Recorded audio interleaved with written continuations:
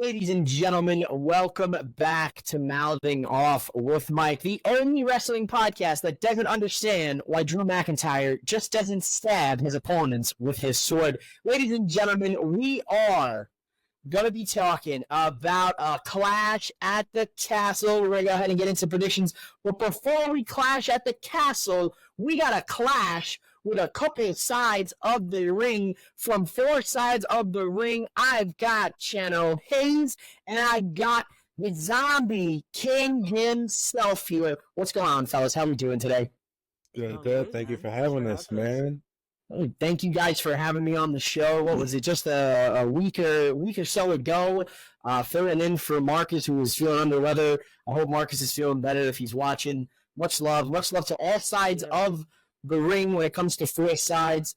Fellas, are we excited for Clash at the Castle Saturday afternoon? I think so. I think it's a solid. I think it's a couple of sleeper matches, a couple of exciting matches. Could be a sleeper. I agree. I'm not gonna lie. I can't wait till WWE comes back stateside for pay-per-views or PLEs because these early starts are messing with me, man. Like I'll be in the middle like this doing stuff, then I see the group chat going off. The guy's like, "Oh my god, that was crazy!" I'm like, Next thing you know, no lie, at King of Queen of the Ring, it was a carnival over here in Staten Island. So I took my son. Me and my wife, we took my son, and they texted me like, "Oh my god!" So I'm walking around. My son was like, "Daddy, I want to go there." I'm like, "Yeah, baby, you can go there." And I'm over here just on my phone watching matches. So I can't wait till they're back stateside. I need it. I need a late start. I'll be honest, man. Go ahead, Zombie. Let's hear it. No, yes and no, because I feel like across seas the fans are kind of retraining the American fans how to enjoy wrestling and how to like get into it and be a part of it and not just be a spectator and smart marks and all that. So I kind of agree. We're spoiled. We're spoiled Americans. We get all the pay-per-views and all the PLEs. We have no reason to show that we want any of them because they're gonna cater to us anyway. Yeah, and you have weekly wrestling shows, your Raw, SmackDown, you got your NXT, all in the stateside. So, wrestling fans in the U.S., I agree they are spoiled. I enjoy the out-of-country events like Zombie because of the fan reaction. This is a pay-per-view that has a lot of some home country heroes on it. Of course, Drew McIntyre, Piper Niven, Alba, Fire, Ira Dawn. So it is great to see all of these Scottish wrestlers being showcased. But man, when we look at this pay-per-view, I agree with Zombie. There's a lot of sleeper matches, and let's start off here with the first match. We're going to take a look here at the Women's Tag Team Championship, which will be defended by Bianca Belair and Jade Cargill. They'll defend those titles against Alba Fire and Ira Dawn and Shayna Baszler and Zoe Stark. Fellas, I think this is pretty predictable as it goes. But do you see anything crazy happening outside of Bianca and Jade retaining these titles? I mean, you can start it. I mean, either way, I mean, I see them retaining for sure, but it's a possibility, like, if you are going to take it from the titles, which I don't see, it's a good mix. I mean, you got Baszler and Starks. They've been running a tag for a while. They're actually, like, legitimately wrestlers. Like, they believable. Like, believable opponents for Jade and Bianca. Like, Baszler just had an MMA fight, like that's legit. So, I mean, if Taz can probably do it, I would give it to them. Okay, I respect that. I mean, I feel like this is maybe cookie cutter, in a sense where, well, one, I do want to give props towards to the Women's Tag Team Champions. They've been in purgatory for a while, so just having them on Jade and Bianca, and now we're seeing them at every single PLE. Like, we can't even get the SmackDown WWE champions to defend their titles ever. You know what I mean? Yeah. So the fact that Jade and Bianca are defending on every single PLE is amazing, and that's great for the women's division, great for the brand. But overall, I don't see the title changing hands. No. The only people that are going to beat Bianca and Jade is Bianca and Jade. You're Valid. talking about the two best women in the division, or two of the top best women in the division. Before Martin shoots me an angry text when he hears this episode. This is gonna happen. How dare you? Yeah, I totally agree. It's gonna be the same thing with Baszler and Ronda. You know, that was a dominant tag team like the dominant tag team we have now. And again, the only way you're gonna be a dominant tag team like that is them beating themselves. I agree. I think they hold these titles for the foreseeable future. I don't think anybody takes them off of them. I mean, if there was a team, you know, maybe they hinted at it last week on SmackDown. Could potentially maybe Tiffany Stratton and Nia Jax team up down the line. We never know. Things could always shift, but I'm happy. Like Chano said, that the Women's Tag Championship have been highlighted on the last couple of PLEs. But yeah, Bianca and Jade will retain, and it seems like we're all in a unanimous decision on this one. Yes, 100%. Well, let's take things to the other side. And when I say the other side, I'm talking about the Intercontinental Championship, who's going to defend that title, Sami Zayn, against Chad Gable, the master of Alpha Academy. The man is bullying his own teammates. Fellas, who do you got here? Zombie, I'm going to start this off. Who do you got between Zayn and Gable for the IC Championship? I'm gonna go with Gable. I'm gonna go with Chad. Just because he's hot. I mean, he's hot right now, and I feel like we have a lot of babyface as champions, and him as a heel champion would be good. And I think the match is gonna be awesome. Awesome. Oh, I agree. Awesome match incoming. So we got Zombie King. He's taking the master of Alpha Academy, Chad Gable. Channel Hayes, are you on the other side of this, or are you taking Master Gable? It's hard, man, because I feel like this is actually one of the only other matches on the card that can go either way. It's a true swing match. You know what I mean? It's hard because I feel like in order for Gable to beat Sammy, Gable needs to take it to another level, because Sammy beat Gunther. You know what I mean? So you can't waste the Gunther run ever. You can't waste it. So in order for Gable to win, Alpha Academy needs to get involved. Otis needs to help him win this match. So it's hard. I can't. It's a true 50-50 split. Part of me wants to see Gable with the Intercontinental title because he's doing incredible work right now, and I feel like he deserves. I feel like he deserves this moment. Right. But at the same time, I don't know if I want Sammy to lose to Gable. I want to see Sammy lose to Braun Breaker. I'm not gonna lie. Interesting. So would you say, if you were to take a pick here, you're saying Sami Zayn retains? If I the beef with Gable and Otis doesn't need a title. Okay. The title would amplify it. So I think I'm going Sammy. All right. So we got a Sami Zayn. We got a Chad Gable. Ladies and gentlemen, I'm going to tell you right now that Chad Gable will become the new Intercontinental Champion because his recruitment process has now been complete, and he will have some new faces in his corner, I think, once Otis turns on Gable during this match. And I think those faces are, in fact, Julius and Brutus, the Creed brothers, are going to join the Alpha Academy this Saturday at Clash at the Castle. Fellas, the Creed Brother Alliance, you're sleeping on it. I would not be mad, but if they bring in the Creed Brothers, we have to call Chad Kurt or something, because it's super at this point. Just change his theme song. Just go full Kurt Angle theme song. Just pull it. Change his music so they can somewhat go with that chant, the "You Suck" chant. I think if there's a guy, they're doing it now. So if there's a guy that you can actually pull this off here, I think it is Chad Gable. Maybe that's a great way to get some heat on him too. He busts out the song, people start doing "You Suck" towards him, and it plays out beautifully. Yeah.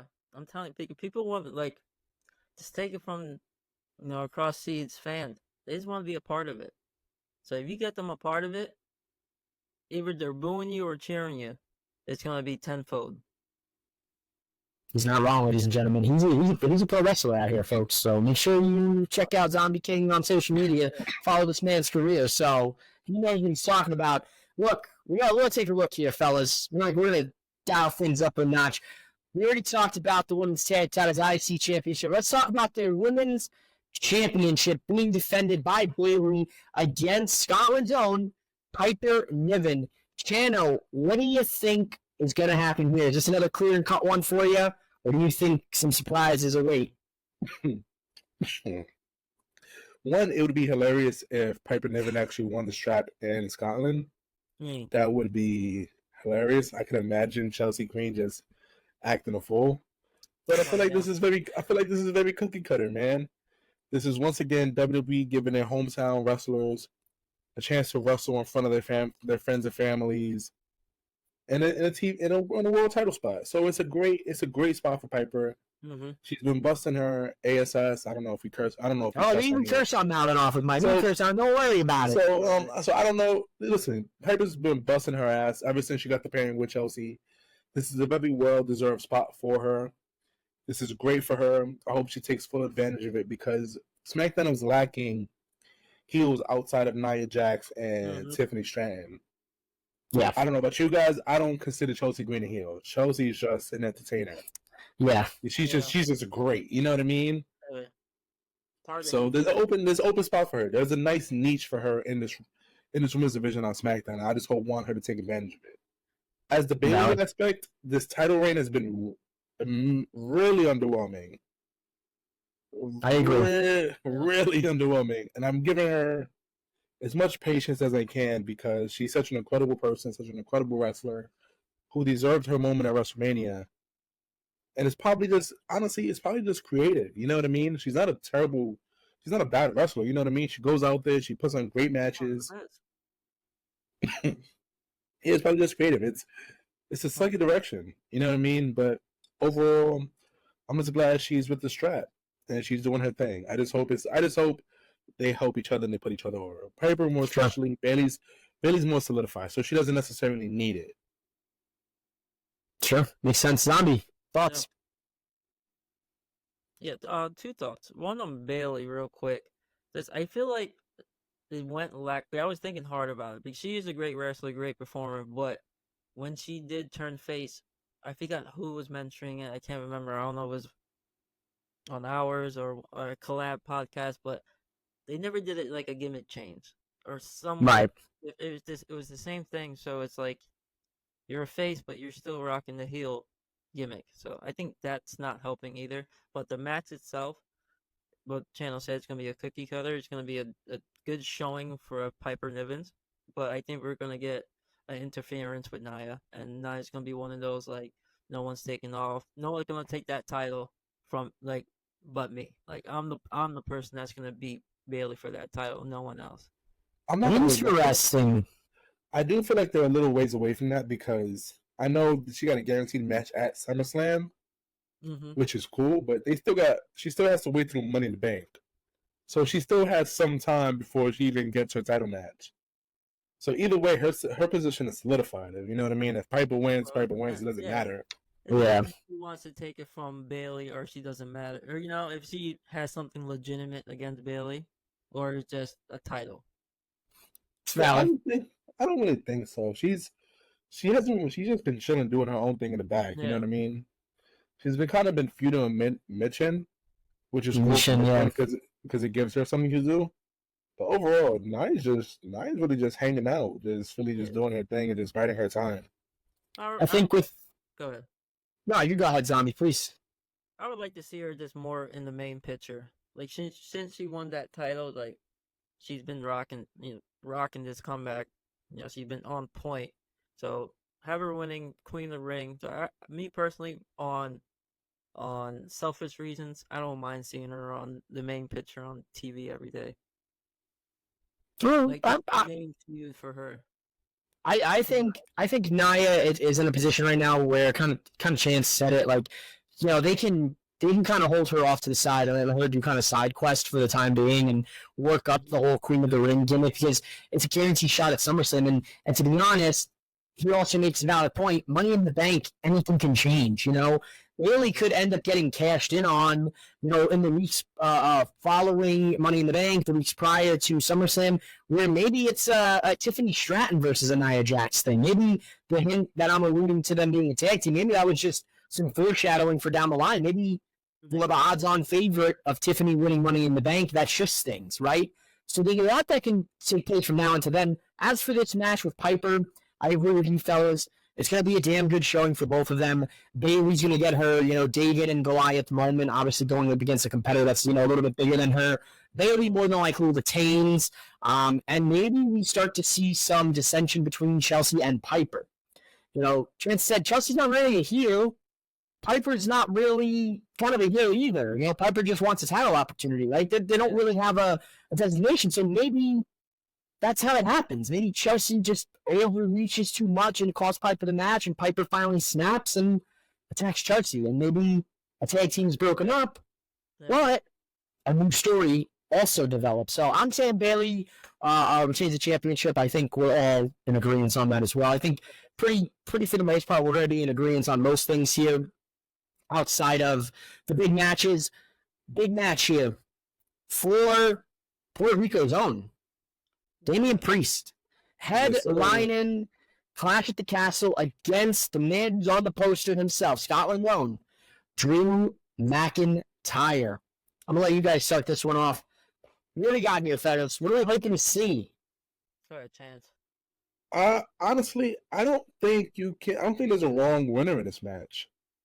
I think the only people who would tell you there's a wrong winner in this match would be the people of Scotland who want to see Drew win a world title in front of them. But overall, I think the most of us would be fine with whoever wins this match. You know what I mean?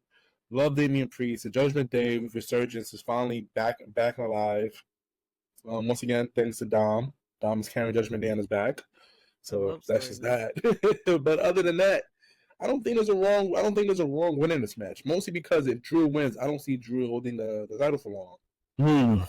Whether it's Money in the Bank or whether he loses the Gunther at SummerSlam, I don't see Drew holding his belt for long. Especially because he has unfinished business with CM Punk, with Pepsi Phil.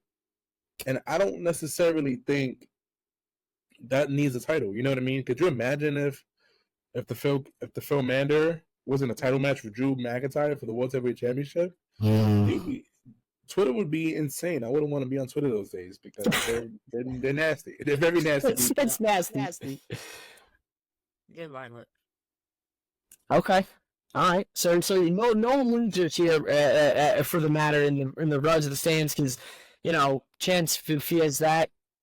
And no matter who wins, the fans win at the end of the day. Who do you want to win now? Do you want Priest to stay on top? Do you want Drew to win it in front of his home country and kind of rework the past to what happened to him 2 years ago at Clash at the Castle with the Bloodline?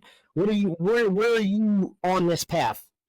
It's hard because I'm definitely biased because I'm a New York Rican, just like Mr. Priest. But at the same time, I think it would be cool for Drew to get his moment in front of his family. You know what I mean? He got his moment at Mania, but he was a little obsessed with Phil, so he ruined his own. He just should have went to the bag, but he ruined himself over. But I feel like 2 good moments in a year would put up a lot of wrongdoing from the E to Drew. So I feel like it'd be a nice little thank you to Drew McIntyre. You know what I mean? So I wouldn't be mad at it. I don't really have a horse in this race. I just want to see some good graps. That's all I'm really here for. Okay. All right, I respect it. Zombie, where are you at in this? Who do you want to win? Because Chano, he's on both sides of the field. He don't care. He's like, I'm just happy whoever wins. Let's go, both guys and have fun.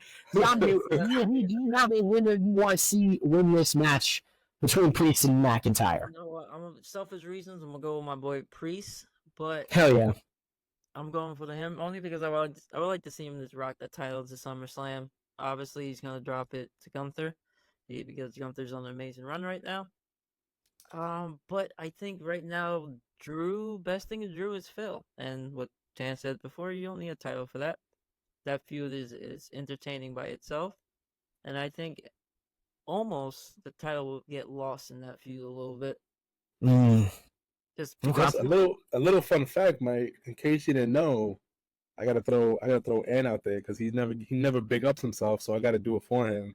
Sad. Ant beat Damian Priest when Priest was still going as Punisher Martinez Way back. for the tag. Ain't no way. Back in the day. Listen, look up cage match.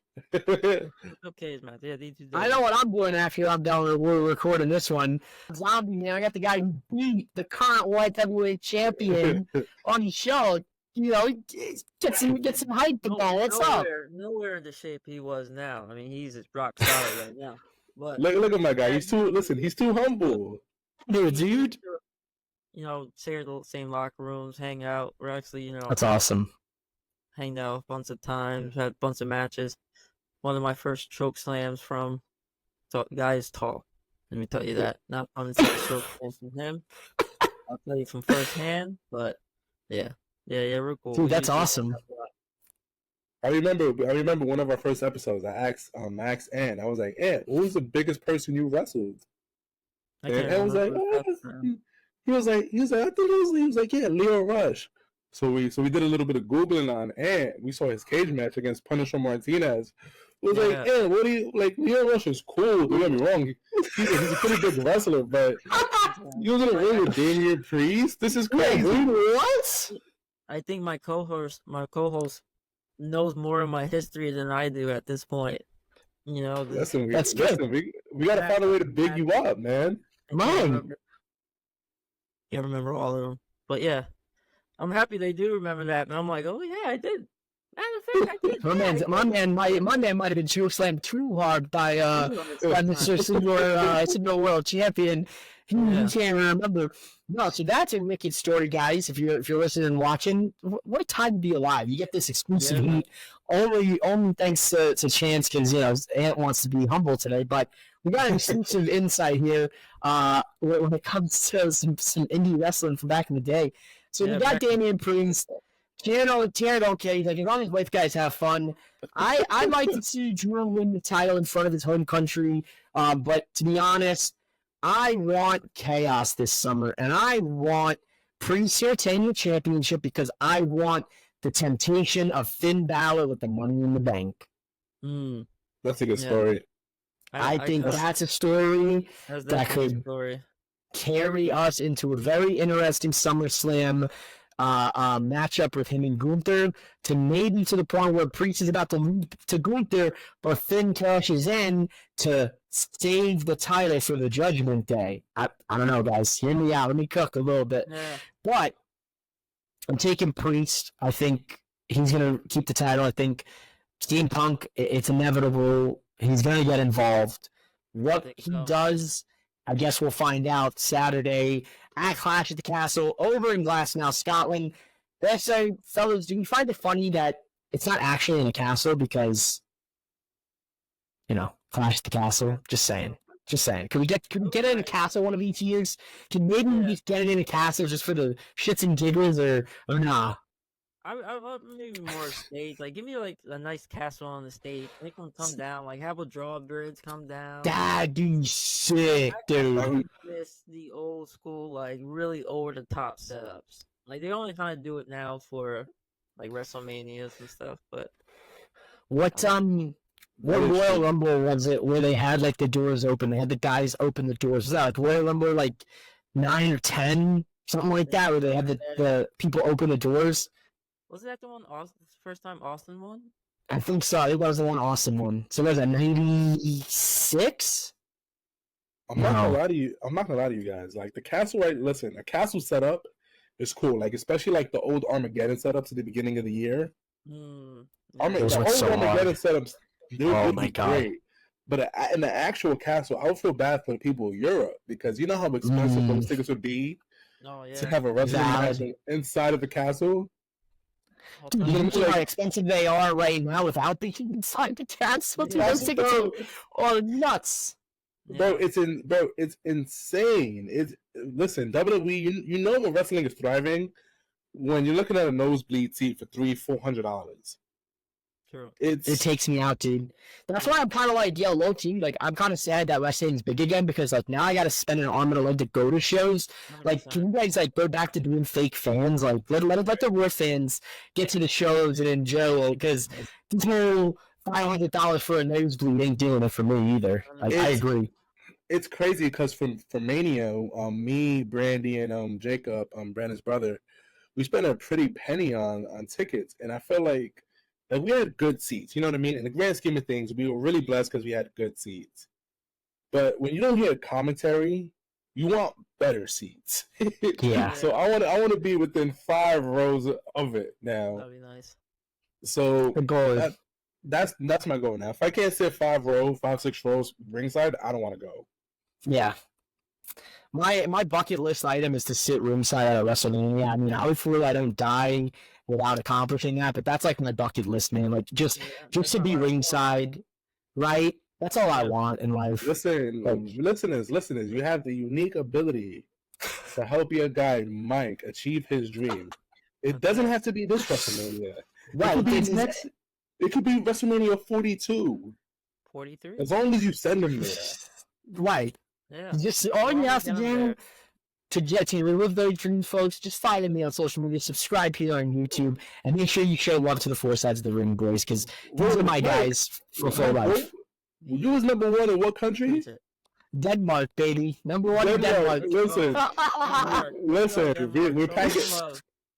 Listen, we're packing your bags, Mike. We send you to Denmark. We're holding a live show, Mouthing Off and Mike. Listen, speaking of sending people places, a couple last week on Twitter, Bill Marcus trying to send me to Little Rock, Arkansas, because he thought Little Rock was in Arizona. What's up with that? Why are you trying to send me to Arkansas? You gotta forgive our boy. He's sick. He's sick. He has a new baby. He hasn't been sick for a while. You gotta forgive him. I was crying, you guys. He's like, oh, they went battling off with Michael D. And I was like, this is news to me, my guy. I didn't know you were going to Arkansas. There's no flights, by the way, to Arkansas from Arizona. I looked into it just for the shits and giggles to make the meme a reality. No flights at all, so not happening, unfortunately. Sorry, Marcus. You know also what it is, and Marcus defense. Outside of like California, New Mexico, and Arizona, nobody knows where Arkansas really is on the map. You know what I mean? I can't pinpoint it. You know what I mean? I can't. Yeah, no. Oh my goodness. So if there's any listeners from Arkansas, I apologize. I just don't know where you guys are on the map. Yeah. They're right next to Kansas, bro. It's Arkansas. They're right there. So look at Kansas, Arkansas. Hands up so we Sure. Arkansas. You know what? I can't even tell you where Kansas is on the map. Listen, remember I used to teach you to the panhandle. You had the chef, and you had the pan. Do you remember that from nature? Yeah. Taught him. Yeah, that's how you gotta think about it. The chef's style. Up and down. Listen, I'm a New Yorker, so I know what New York is. I know what PA is because it's right underneath us. I know what Jersey is because I work in Jersey. And then I know California because it's on the end. I know Texas because it's big as hell. And I know Florida because it's big as hell too. Everything else in the middle is all hogwash to me. You know what I mean?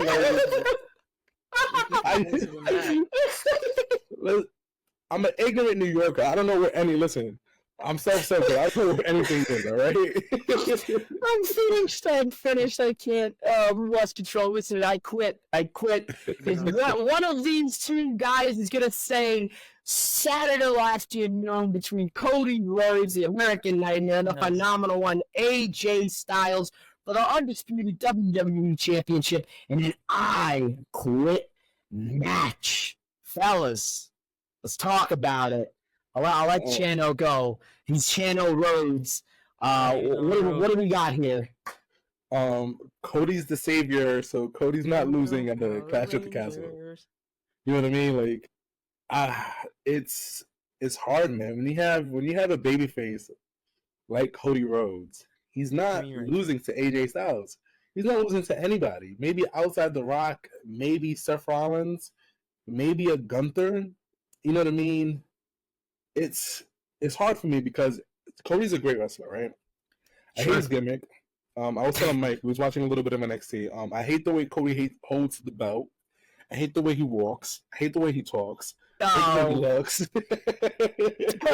Ladies and gentlemen, Drew McIntyre. Yeah.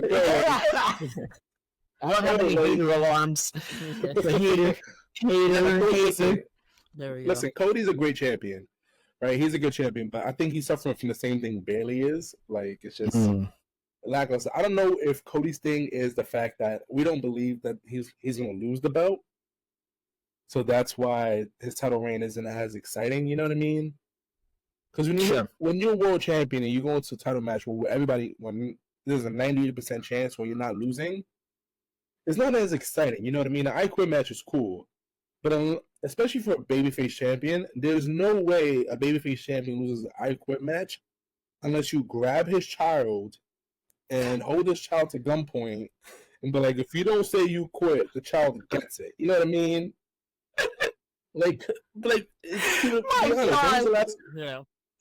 was the last time a babyface said I quit? I can tell you when.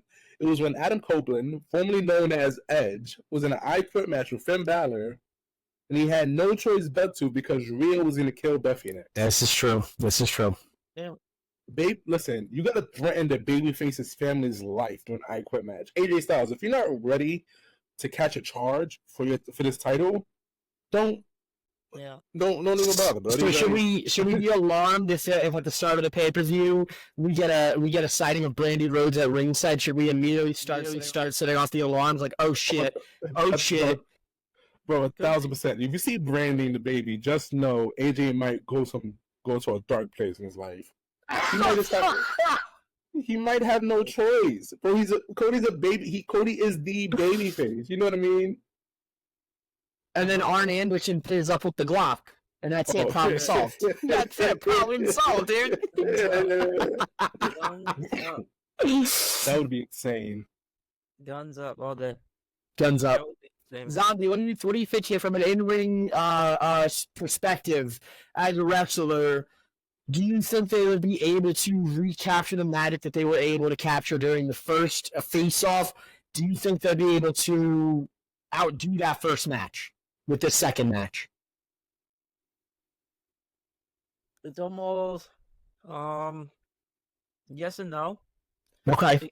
Let's go the little comparison is like The Undertaker versus Shawn Michaels.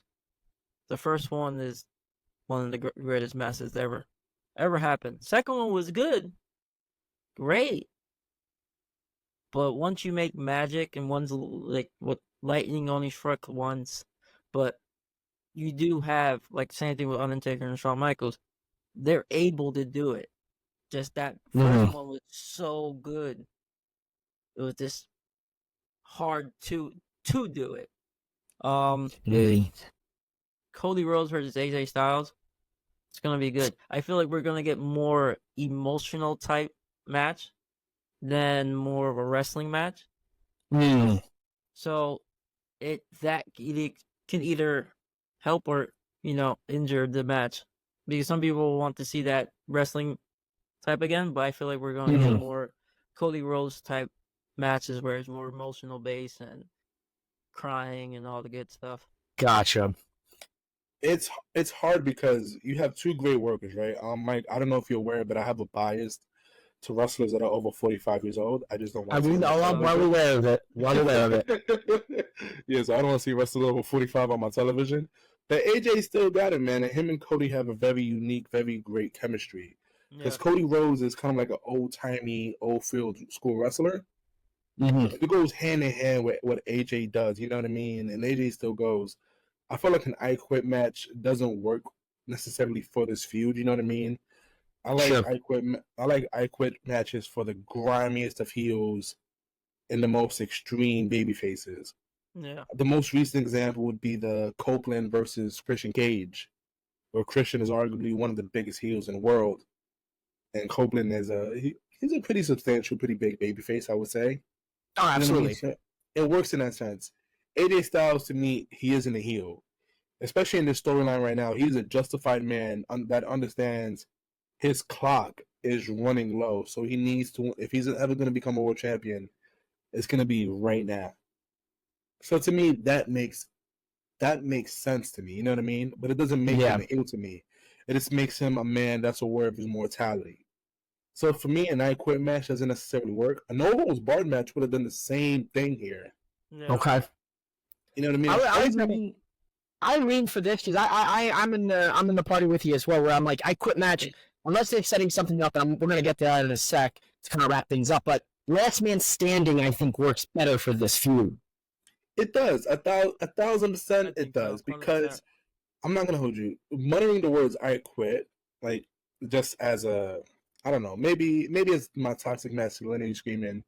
Hurts a little bit. You know what I mean? When you say, "Oh, I quit," you know what I mean. So it's.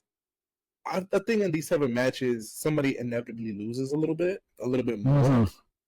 I think AJ is the kind of guy it won't really affect him, but still, it sucks in the grand scheme of things. Especially as a heel. A heel saying "I quit" is like, damn, I can't really take you serious. No. Exactly. But we've seen it so many times, but maybe I'm just jibber jabbing because Randy survived it, Christian Cage survived it. Copeland, formerly known as Edge when he was Edge, he did survive it.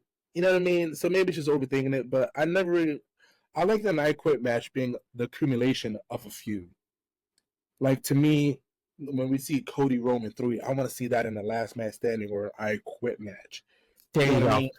Put those two behemoths at it and see who breaks. Right. Not for Cody versus AJ. Not for a match where we're all 99% sure that Cody is walking away with the win. I like my I Quit matches a little more 50-50 to leave me more suspense. Okay. If that makes sense. Yeah, no, it makes total sense to me. You know, at the end of the day, I agree that it is a weird stipulation, but I feel like this feud, you could push it to a trilogy. I think you could see a third match down the line, but WWE is less about doing trilogies than AEW are, so maybe this doesn't, maybe we don't see part 3 until the end of this year or, towards the end of Cody's title reign. Now, let me ask you guys one final question between the two of you. When it's all said and done, the bell rings after AJ Styles says, "I quit." Do you expect to see AJ Styles go to TNA? 1,000%. Maybe not on a full-time basis, but I definitely expect them to spend some time there. You know what I mean? I know AJ said that SmackDown is the house that AJ built, which is utter blasphemy. TNA is the house that AJ built. 1,000%. There is no TNA without AJ Styles. So that would be great for him. That would be great for him personally. That would be great for TNA as a whole, having they basically raised AJ Styles. You know what I mean? They basically raised him up. So that'd be great for both parties. Even if TNA doesn't do crazy numbers, like, you know what I mean, 100,000s, it'd be a great closing of the chapter of who AJ Styles is, the wrestler in TNA. I think that's a perfect way for him to end his career. Honestly, if I can fantasy book his last match, AJ Styles versus Samoa Joe in the 6-sided ring. One last time. That'd be cool. Get the current acting interim GM of AEW in the mix too, and reignite Daniels Styles, just Joe, one of the greatest triple threat matches ever of all time. Zombie, are you in agreement here? AJ Styles to TNA once he quits Saturday at Clash at the Castle. One final run for the Styles man. I agree, but I will still like him to be under I won't say AEW. I would like him still to be a WWE guy. Sure. Because he earns that like everyone should know who AJ Styles is, and everyone should, if you love wrestling, if you're a wrestler, like, you should be studying him. You should be watching his stuff. So him retiring, I just want it more on a bigger stage because he. Okay. I agree. I don't think we're near the retirement just yet. I think we are approaching it, and I think the right way to do it is to have AJ send off at Mania in a year or two if that's his plans. But I definitely would like to see AJ run it down in TNA because, like, right, like we got to make the stipulation matter. We have to make the I Quit matter because if he's quitting WWE, quote unquote, in kayfabe. So where else would he go? He has to go somewhere, whether maybe he goes to NXT, and that bleeds over to send him to TNA. I think it has to happen at some point, and I think the timing is right because why else do they do the I Quit stipulation now and not down the line, right? So things just seem very... I mean, that's fair. That's very fair. Yeah. That's fair in the standpoint where you can potentially see a trade AJ Styles for Jey Uso. So when you start doing that bloodline story again, you have everybody on SmackDown. Nah. I do want to say that doesn't make sense. SmackDown is 2 hours. Bloodline shenanigans by itself take about 45 minutes with Roman Reigns. You know what I mean? Yeah. So once you get full bloodline shenanigans, whoever the world champion is on SmackDown, assuming it's still Cody, I feel bad for you because unless you're literally feuding with Randy Orton, I promise you your match is going to be the bathroom break because when the bloodline telenovela drama be going and Roman gives us those crocodile tears, there's nothing better on television. But who's to say Roman does go to SmackDown in his initial return because he is technically Paul Heyman fought for him on a free agency. So he could show up on Raw and the Bloodline story could be on Raw and SmackDown and you got Bloodline drama, telenovela on Raw, Bloodline drama on SmackDown, and inevitably they cross paths at a Survivor Series. I was very surprised when they did the draft and SmackDown both got Cody and Roman. In a sense, I was very surprised. I'm like, wow, USA is really stacking their own deck right now. You know what I mean? This is kind of crazy. Raw has some big names, but if you think about the three biggest names in wrestling would be, to me, in my opinion, it would be Roman, Cody, Bianca. Mm-hmm. And SmackDown has all three. So hopefully you're right. Maybe they all go to Raw because, Raw has an extra hour. They can afford to blow through a 30, 45-minute bloodline segment and just literally milk it for everything. Because what happens is on SmackDown is the bloodline, they go overtime, like they always do, and everybody's match gets shortened. I feel like the bloodline going overtime was a thing strictly when The Rock was there. I haven't seen the last few bloodline segments, with Stonewall as the leader. I haven't seen them really hit that 30-minute mark. Maybe like 15, 20 max. I felt like with The Rock, it was kind of The Rock just was like, it's me. I'm gonna just say whatever I want, and we know that he's a guy that he doesn't really care about the timing of the show. He just cares about the timing of his segments. So it could have just been a him thing. Yeah. I'm not gonna hold you. I felt like if Solo was to go overtime, I feel like Triple H would just smack the itch out of him in the back. Like, you're not Roman Reigns and you're not The Rock. If I give you 10 minutes, you better take those 10 minutes and then be done on time. You know what I mean? When Roman does it, Roman's like, listen, I'm the draw here, buddy. Good luck.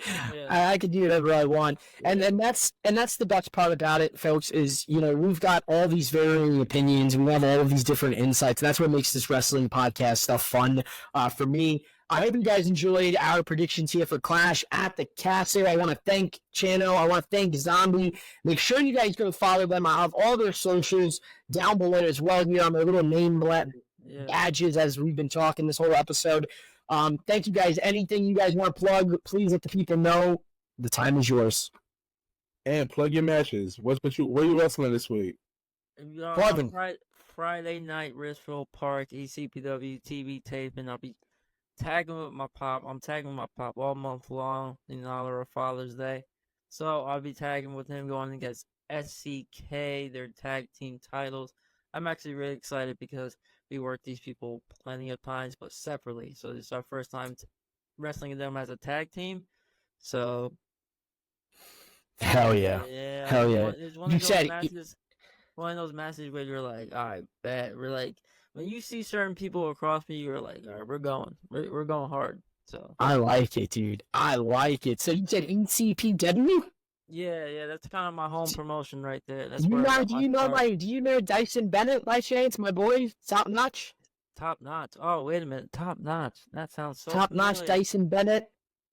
I'm bad with names, but damn, Top Knot sounds so familiar. Because you just wrestled ECPW Skate Slam 2 last Friday from the Poconos. The Poconos, okay. Top Knot. Now I'm gonna have to look that one up. But We'll have to look that. Yeah, he sounds. Because that's the same promotion. Because he wrestled for them last Friday out in the Poconos, and you say ECPW. So I'm like, wait a minute. I think you guys may have crossed paths at some point. Definitely crossed paths. That name definitely sounds familiar. Listen, we gotta set up a match over here. We got some craziness going on here. Get your tight NTPW bookers. We got 4 sides of the ring versus Mouthing Off with Mike in the ring. Let's do it. I'm not gonna hold you. I hope Mike hold ring in the A game because we go jump him like we're the bloodline. I got my people. We're going to match. Everything's gonna break down. Everything's just gonna break down. I love it, fellas. Oh my goodness. 4 sides of the ring. Make sure you subscribe to them. Chano's gonna tell you all about them. Alright, so me is Channel Hayes, Channel Theory, Channel Rhodes, Channel everything, because honestly, who am I? Listen, I'm 4 sides of the ring, biggest hater when Martin's not there. When Martin's there, Martin's the biggest hater. You can find us at 4 sides of the ring on X. That's 4SIDESOTR. Our Instagram is 4 sides of the ring. My tag is Chanko, CHANCKO_ that is on X. I'm not telling you on my Instagram. I post way too many pictures of my son, and y'all don't deserve to see him. I mean that. Yeah. But listen, I'm the only non-cousin in this group of 4.5. We have all different wrestling opinions. I love getting Ant frustrated. Listen, I love getting Ant frustrated. I love telling him, if you want to get an answer, just tell him Rey Mysterio sucks. Just go up to him after a match and be like, Rey Mysterio sucks, and Dragon Lee's better than him. Don't do it after a match. I'm still in wrestling mode. You get chopped. Listen, take the bump. Take the bump, but we're just a couple of assholes with some good wrestling opinions occasionally. And for the most part, we hate LA Knight, so that's who we are. Now, we hate LA Knight, or we are LA Knight? 2 out of 4 hates on LA Knight. Yeah, 2 out of the 4 hate LA Knight. Martin hates Trek. Marcus loves everybody for the most part. That's it. See, that's why me and Marcus still alone. Yeah, Ant just hates Rey Mysterio slander, so we got to give him the Rey Mysterio slander. Leave my boy alone, man. That's so fast. Too many haters. Ant, I got a thing over people over 45. Your man is 50. Get him off my TV. Oh my God. Ladies and gentlemen, that's this episode of Molly Off with Mike. This is episode 4 sides of the ring, boys. Go at it. Make sure you subscribe to their YouTube and follow them on social media. It's always a blast. Thank you guys so much for tuning in and listening. Go out there and enjoy Clash of the Castle this weekend, TNA Against All Odds, and all of the amazing pro wrestling out there, and especially ECPW this weekend to go see the Zombie King and his father tag team and win some gold. We're out of here, folks. Peace. Mouthing off with Mike, mouthing off with